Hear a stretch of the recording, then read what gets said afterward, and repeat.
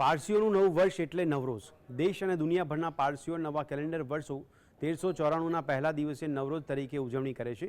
પારસીઓના સૌથી મોટા ધર્મસ્થળ વલસાડ ઉદવાડામાં પારસીઓએ પોતાના ઈષ્ટદેવ પવિત્ર આશદ બહેરામની પૂજા અર્ચના કરી હતી.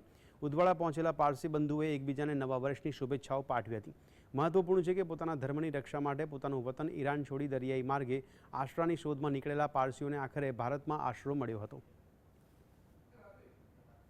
પારસી સમાજનું 1394મું સાલ આજે બેઠું છે અને એ બેસતા સાલની ઉપર હું દાદા રૌરમઝદને અને ઈરાન છને દુઆ ગુજારું છું કે મારી કોમને નહીં પણ મારા દેશને, મારા દેશવાસીઓને અને આજુબાજુના દેશોને જેમાં ભાઈબંધોને તકલીફ પડે છે અને જે વાતાવરણ ચાલી રહેલું છે એ બધાને શાંતિ અને સંપૂર્ણ રીતના તંદુરસ્તી બક્ષે.